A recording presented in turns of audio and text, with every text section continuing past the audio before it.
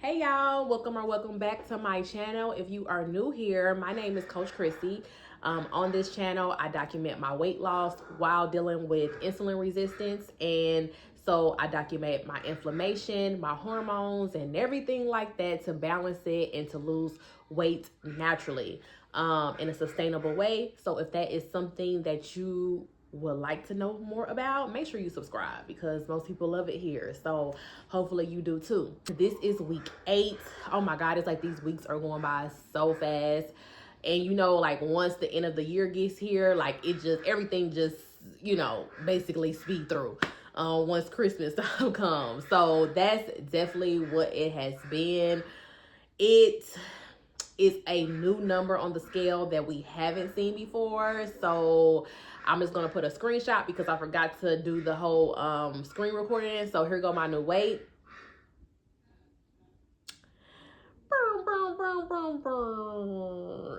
So my weight this week actually went up.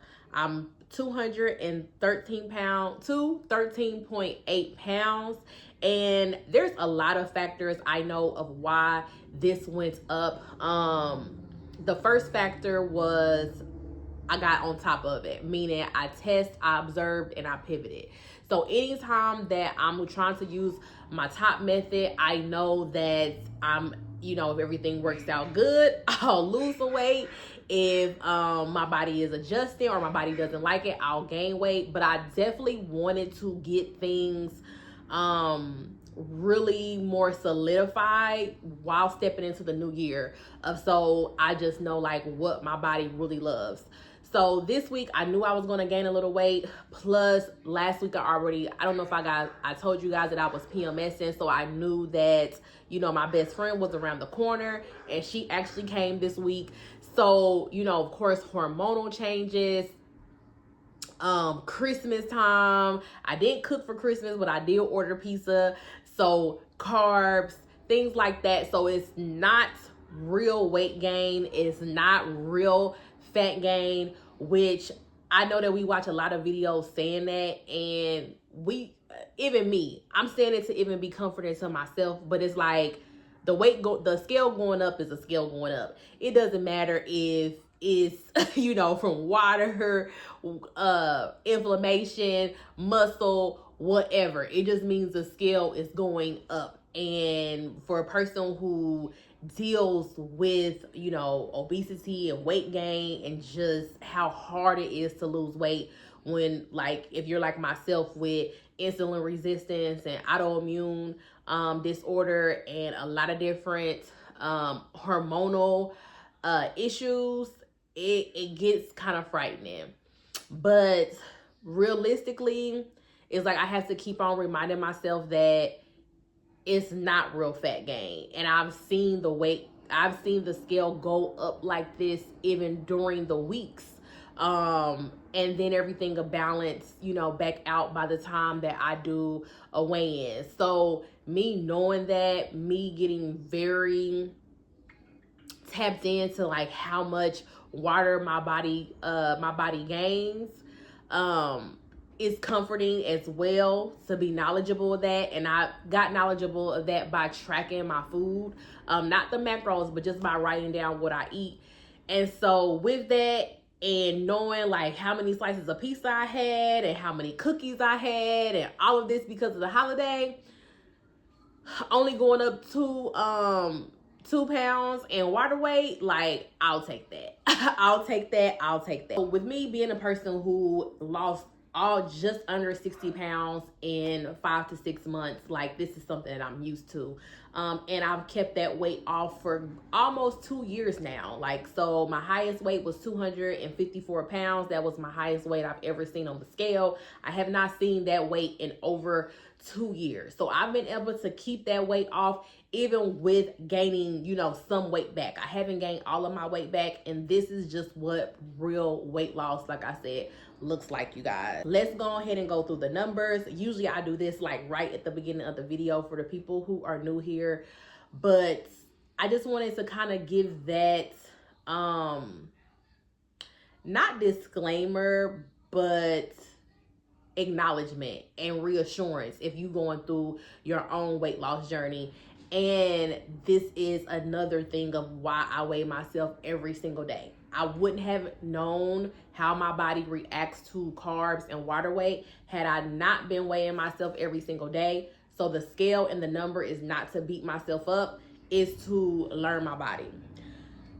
So let's get right into the numbers, because my storage here, you guys, I am literally fighting for my life with my storage. So my current weight, like I said, is 213 pounds, 213.8 pounds. My BMI is 36.5. My body fat percentage is 48.8%. My skeletal muscle is 35.2%. And I think that's all I usually tell you guys. Oh, my visceral fat is 13.2 and my subcutaneous fat is 30.4%. And like, you guys, this is a journey, you know, like I just was, I'll put the thing right here so you guys can follow along, but this has been what my weigh-ins have looked like. So if you are new here, this is how you can kind of catch up. But like, hey, I can't beat myself up. Like, I did my top method, my test, observe, and pivot. And so with that, what I did differently this week that I know accounted for the 2 pounds is this week I tried red meat again. I didn't do like, oh yeah, I did. One day I had beef. I also tried lamb again. You guys know that I've been saying that my body is okay with lamb, but not beef. But as I experimented again, no, my body is really not okay with any red meat. And so last week when I was 211, I completely did turkey only. Also this week I tried to implement chicken again, and I was losing weight, like I said, up until I added the red meat. For some reason, I don't know why I keep clapping, but for some reason, I also seen that my body prefers, if I'm going to eat chicken, it prefers like a chicken leg over a chicken wing. I don't know what the difference is, but this is what I've just seen with my body not getting as much inflammation. The chicken wing, my body got so much more inflammation than the chicken leg, but it still caused inflammation. Not as much inflammation as the red meat. And so this week, you know, which you guys will see next week, the update, but this week I am going back to turkey, even though like I said, I'm still in the beginning of my menstrual, so my hormones and my weight is still kind of doing whatever it wants to do. The other thing was, of course, the carbs. Like I said, I ordered pizza for Christmas, which I think, well, Christmas Eve. And so that was, I feel like the big thing that changed was the amount of days that I had carbs. And so I've had like Ritz crackers, like I said, I had pizza, and I've had just those carby type foods. What I learned about myself during this time is pizza is I don't want to say trigger food, because I really am a person who believes that you can eat anything and no food is bad. It just, you have to know how to eat it, and you have to know if it works best for your body. That took a lot of growth and a lot of just therapy and working through things to get to that. And so with me losing that 60 pounds that I lost, I had to really get out of that mindset, and to really start doing something that was a lifestyle change. And keto and all of that is not a lifestyle change for me, and I don't want to count calories. I don't want to do any of that for the rest of my life, so I'm not going to do it. I don't want to say that they are a trigger food, but they definitely are indulging food. It's like certain foods are like how potato chips are, like how you just can't have one potato chip, which ironically enough, like chips are not an indulgent food to me. Like I can have, you know, a little scoop of chips. I can have, you know, I can count out like 10 chips and be good and not feel like I need to eat a whole bag. But for me, pizza is an indulgent food for me. I can't just eat one pizza and just like, okay, I'm satisfied, that was good. Especially if it's different types of pizza. Like now I want to try a slice of each pizza. I can't just do a half and like, okay, I'm satisfied, I had that taste. No, like I'm gonna eat it until I'm completely stuffed and I can't eat anymore. And so those type of foods, the I would say overindulgent foods. Pizza is one of those. I will also say like now that Ritz crackers are one of those. Because I'm still a Lunchable girly. I don't know if you guys still eat Lunchables, but I love a good Lunchable because sometimes you don't really want to make a sandwich and you don't want a whole meal, but you just want something, you know, a little snacky. And so I love Lunchables. I love to have like, you know, to just be walking past and be like, oh, there go a cracker, and pop a cracker into my mouth. Crackers are like another person's chips, you know. Or like how people are with ice cream. If you buy a whole pint of ice cream, you just can't make you a small bowl out of the ice cream. You gonna eat the whole pint. Y'all get what I'm saying? So this week, for week 8, I 100% know more of what my overindulgent food is, and pizza is definitely one of those. You know, I would say if it's somebody, you know, coming like off of any type of addiction, like where you're trying, like the thing is in the house and you're trying not to have it. You're trying, like you're doing everything. You're trying to occupy yourself. You're trying to get distracted. You're trying to do everything, but you kind of just feel this thing of you got to, like, it's drawing you to it, no matter if you're full or not, because that's how I end up being 260 pounds, you know, the binge fast type of cycle. So I would say just for now, going into the new year, I probably won't be ordering pizza. And that's hard, but I would say I probably won't be ordering a pizza at least until I get a little bit closer to my goal weight. And so I feel like I'm a little bit more stronger to not even try to have one slice, because I know I can't stop at one slice. So until I know that I'm strong enough not to see it and not to even want it, then there's nothing that I'm going to order and have into my house. It's a few things like that. Like Ritz crackers, even though those are overindulgent food, like it's a whole box downstairs. I don't have a desire to like eat any crackers. But if I ate one, if I just started off eating that one, I would literally go into a spiral of eating like a whole pack or 2 packs.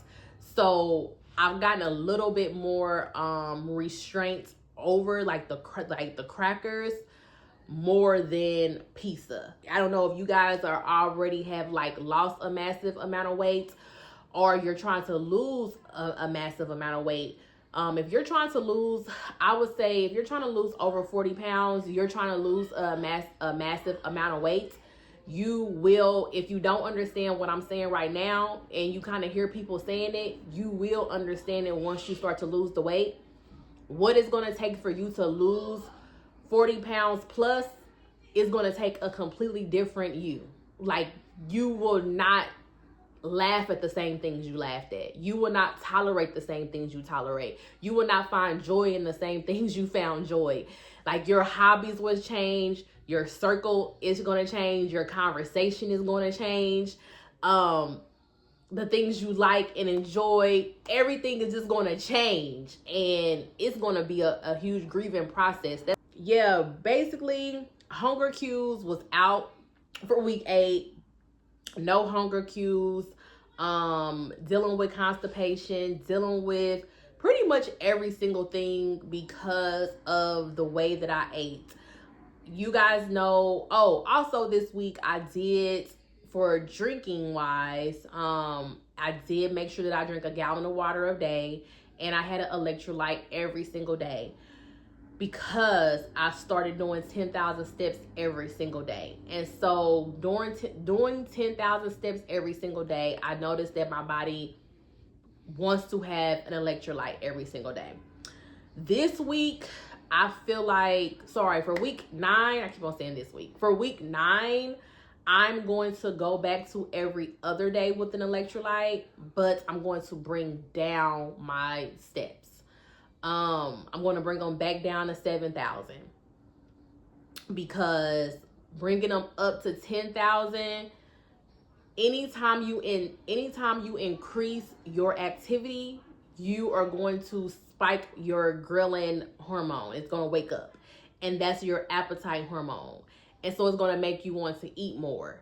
And I don't have my eating as locked in as I want to have it.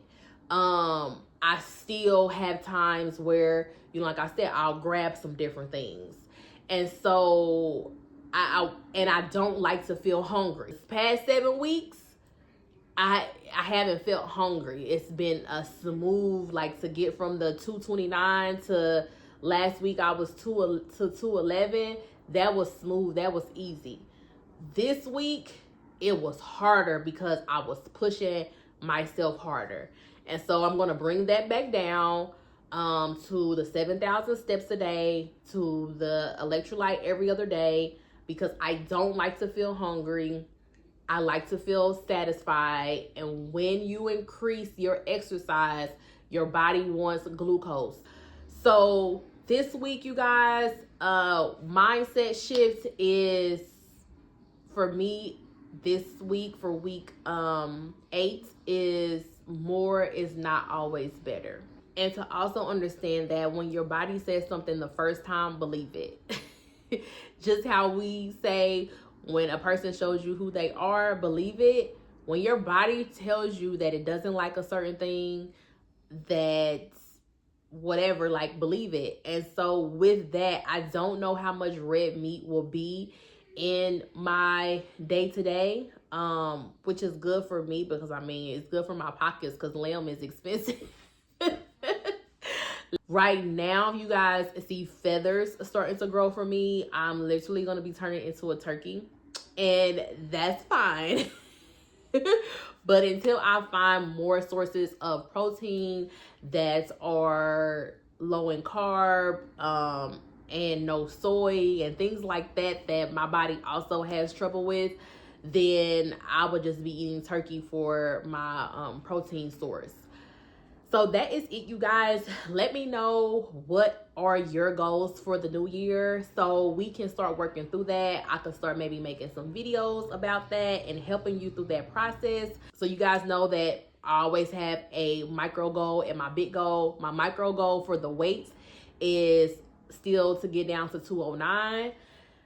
We were just, until next time, and I will see you on week 9. I love y'all.